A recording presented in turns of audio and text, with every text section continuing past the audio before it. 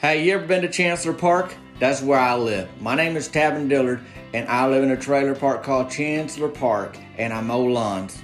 I'd like to introduce you to my town. I've been making YouTube's videos since about 2006, and then I've transitioned over to other platforms like the TikToks and the whatnot. But here on this podcast, I'd like to clue you into what's going on with me here lately. And this is like the pre-introduction. Now I'm going to send it off to myself for the real introduction.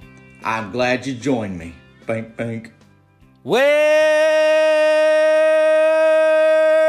to the Tabin Dillard podcast, everybody. 1 week ago, we were sorting through the ins and outs of wrapping up season 2. And if we're going to do nary a minute more of the podcasting here for the Tabin Dillard podcast, but here we are.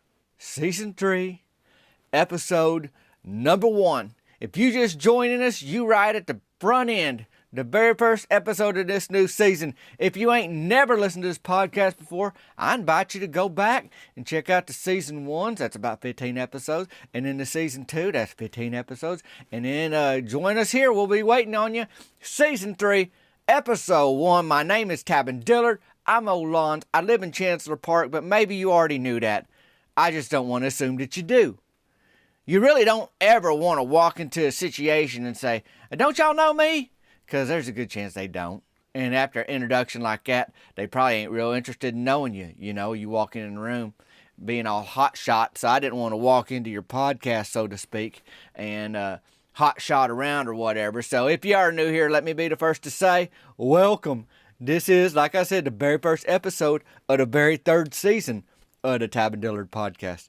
And I'll tell you what happens here is I just clue you into what's happening in my neck of the woods here. And truth be told, the first 2 seasons of the podcast have been taking us through the fall softball season in season 1. And season 2 was walking through the winter adult softball season. So you may be thinking, Tabin, is this third season of the podcast going to walk us through the spring season of softball season? Well, not exactly. The spring season ain't starting for like another month or so. And I ain't in charge of that, so I can't tell you like, oh, this is why they doing that. It's for these reasons. I could find out, I guess, but I don't care enough about it. You know, it's like when they tell me season's going to start and am I going to play, you know, then I start answering them questions. But and as far as being in charge of when somebody's season's doing what or when it's going to start, I ain't. So that's how I know that. I do got my lawn mowing business that's keeping me busy, and I just landed breaking news.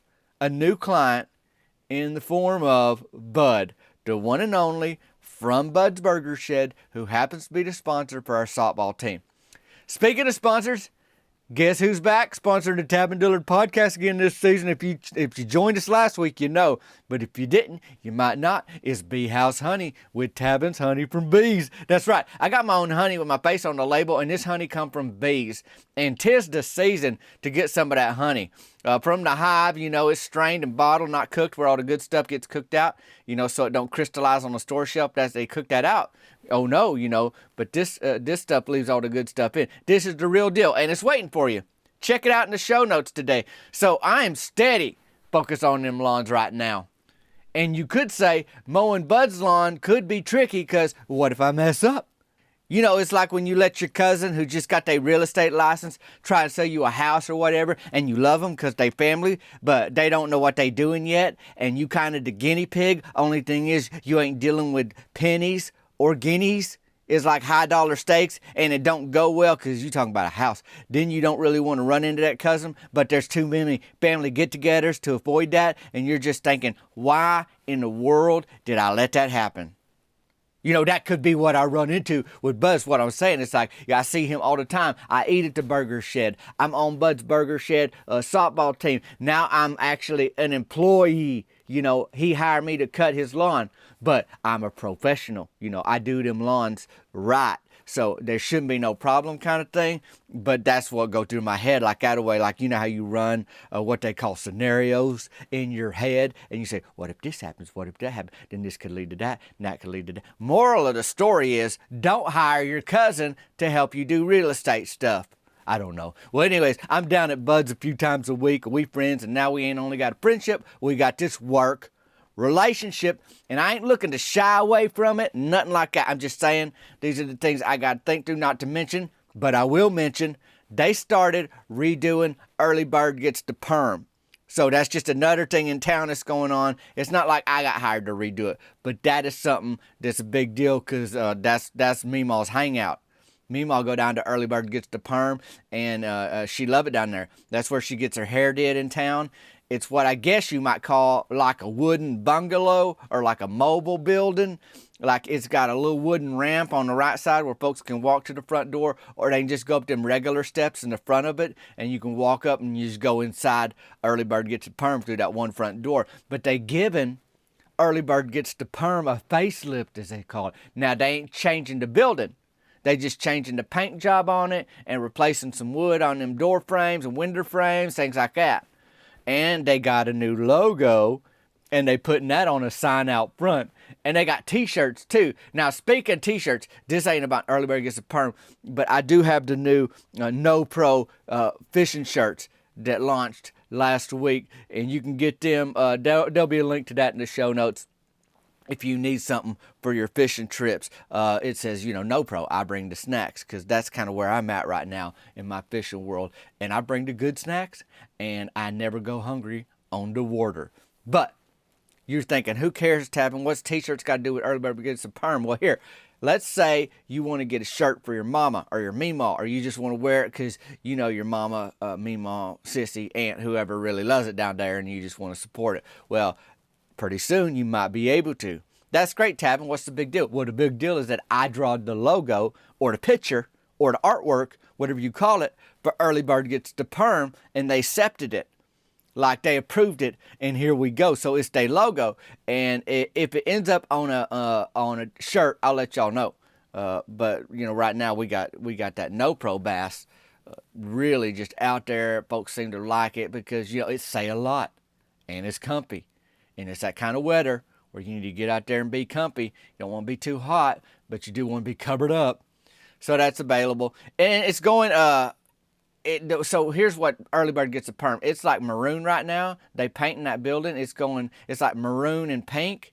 And they changing it to a green, like different shades of green. I don't know what you call it. I ain't a greenologist, but it's basically like medium to darkish green. You can learn more about it. If I get the colors going on the logo, I can show y'all sometime, but I'm just telling you, in your mind's eye, you can think maroon, pink, yeah, that color. Well, to green, like a darker kind of different type of green, maybe forest green, light forest, dark forest, like because they using different colors for the main wall out front, the sides and everything, and then the window and the door frames are that darker color. Anyhow, I'm about to use, that picture's like worth 1,000 words, so maybe I'll just show y'all the picture sometimes, because I'm about to use 2,000 trying to explain what color green they paint in Early Bird Gets the Perm, and I don't really know how helpful all them words are when you could just see the picture one of these days, and you'll know for sure, like that away. Now, don't misunderstand. You can't just snap your fingers and give Early Bird the Perm a facelift. Oh, no. It's going to be a process, and they making a big deal out of it, like the mayor's talking about it. And they're going to do a ribbon cutting. It's a big deal when they bring out them big scissors. So that's going to be in a few weeks, and I'll keep you updated on all the hard-hitting details right here on the Tab & Dillard podcast. I mean, because that's close to home. That's like, if Meemaw ain't happy about something, ain't nobody happy. She's excited about it. She just don't want things to be inconvenient. She's kind of mad about that. It's like going to be a different color, which she ain't thrilled about it, but she ain't mad. But it ain't going to be as easy to get into because there's folks working on the building while it's still open for business. You know about that? Like Early Bird Gets the Perm, they ain't about to lose out on business. So you got to say, excuse me, Mr. Hard Hat, I'm coming in here, to get my hair did and whatever. And I said to her, well, Mima, do you want it closed? And then you can't go at all while they're working on it? Are you going to be okay with going in there, while there's construction outside? Well, she didn't want it closed. Just like everybody else. No way. And, of course, those folks running it don't. Well, sometimes you're going to have to get along with some inconvenience in the meantime, the way I see it. It's like when I went fishing at the lake that's by the bait and tackle shop, and there was a crow that wanted my bag of hot fries, and I already opened them. Well, I should have known better because I lost a bag of Funyuns that way already before when I was bike ramping. You just can't open a snack and think it's going to be okay around crows. You either eat the whole bag or you wait till later to even open it. But I wanted them hot fries and I wanted to fish. But you know how it is when you fish and you holding the pole, you got to be ready to reel that thing in. Them big old fish. You can't be holding a bag of hot fries at the same time. So I had to put up with fishing, but having one eye on them hot fries next to me because a crow don't care. That's just, as they say, the truth of the matter. And if a fella is out there fishing for turkey salmon, a very elusive animal, you steady focused on trying to draw that thing out the water. Good eating if you can get it. They may be coming right now. But all that to say, there are them things in life where the scenario ain't perfect. But you can make it work if you want to. Does Meemaw want to hear folks hammering as she walks to Early Bird Gets the Perm inside that store? No. Does she want to walk over drop cloths as the painters paint? No, she don't. But does she want to go to Early Bird Get the Perm and get her hair did? Oh, yes. She sure do. But for me, with everything that's going on from the new work out at Bud's property, not at the burger shed, but where he lived doing his lawn, and the lawn business in general, just being busy, it's nice to wrap up a day on the water. Or by the water. And I did get a little aluminum boat, here in the last year or so, but I ain't got a way to get it to the water, so, you in a catch-23 like that away yet. But I am hoping to get a truck this year. That's another thing going on my schedule, on my agenda, on my radar. Starting to save, but I ain't got it yet. So unless I'm inviting myself with a buddy to fish who already has a boat, I'm fishing from the shore. And I'm happy to do that.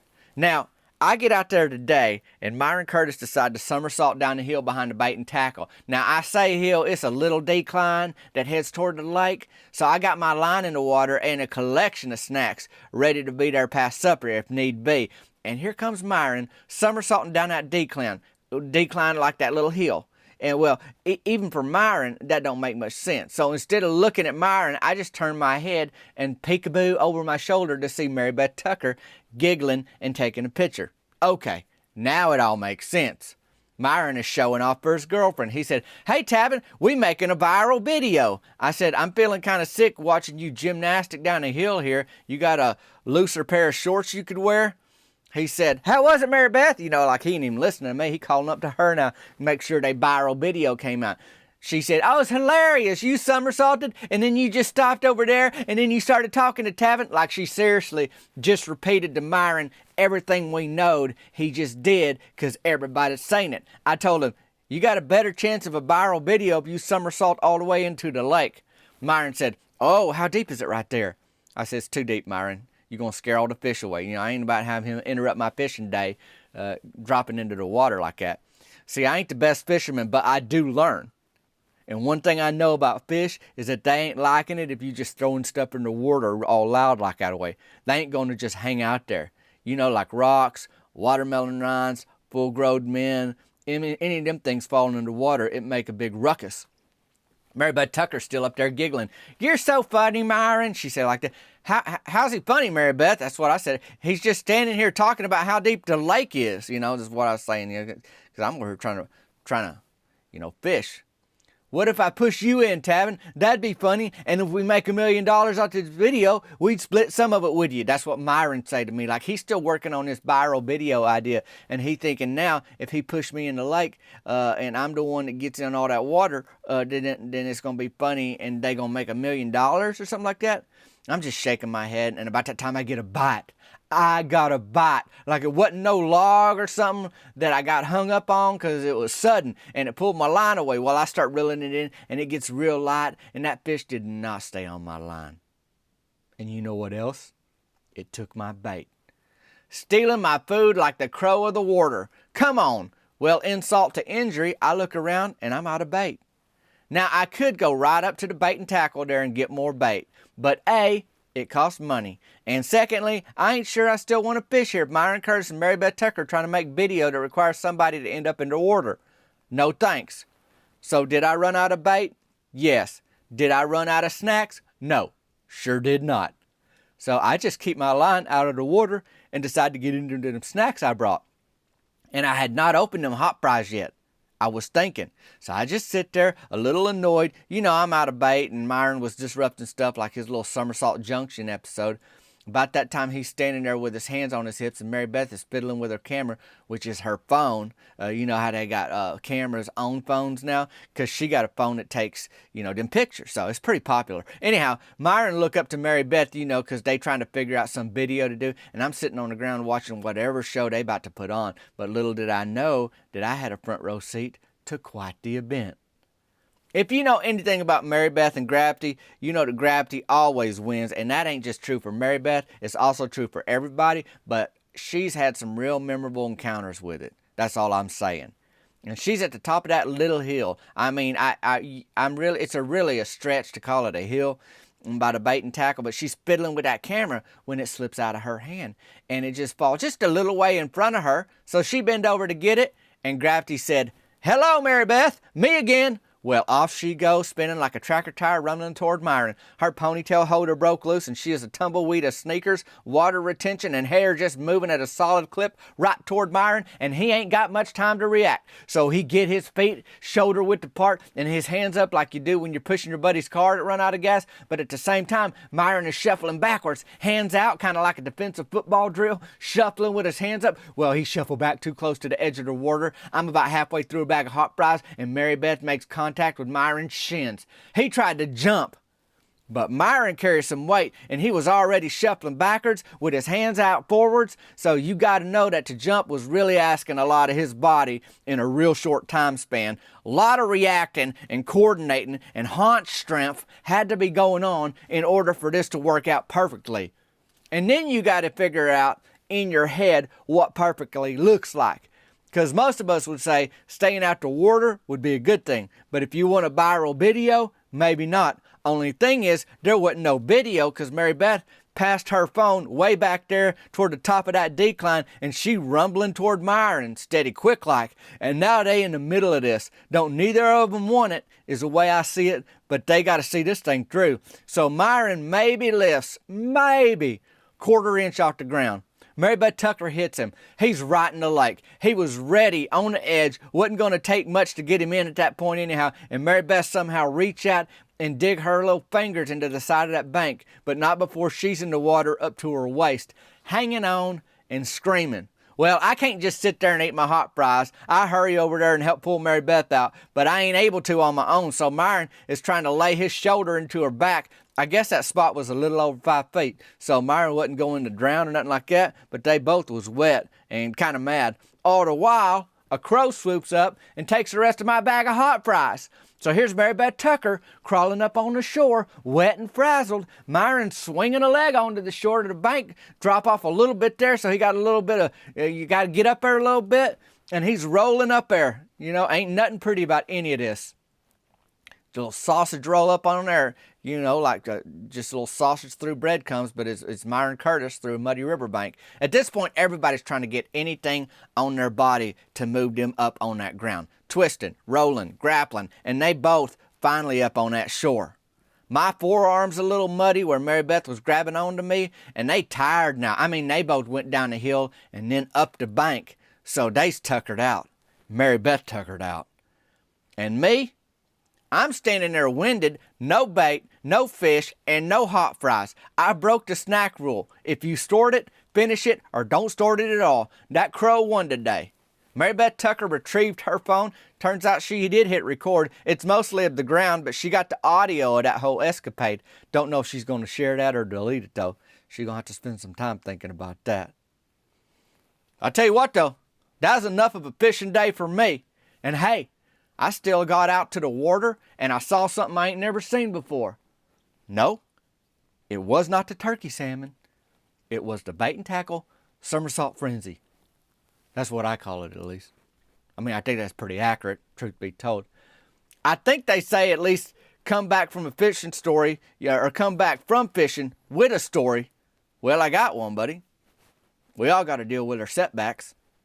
Meemaw don't like walking around that construction that early bird gets the perm, but it's going to be nice once it's done. New logo, maybe new shirts soon. Bink, bink. There is the No Pro shirt, though, waiting for y'all that want to get out to the lake or the river and celebrate what you do best. No Pro fishing. I bring the snacks. And please get you some honey from bees. Bee house honey, Let me know what you think. You'll see it in the show notes. That's Tavin's honey from bees. My face is on it, and well, I mean, that honey comes from, you guessed it, bees. Boy, did we do this? Do we have episode 1 of season 3? Woo, this is fun. And it's just starting. Thank you so much for joining me on the Tab and Dillard podcast. And hey, if you ain't had Mary Beth Tucker rumbling head over heels right at you, knocking you to the lake this week, you doing pretty good. And me too. Hey, y'all do well. Have a good week. Thanks for joining me. Check the show notes. You got to check out that Tavin's honey from bees. You ain't going to be sorry. And until next week, we'll see you later.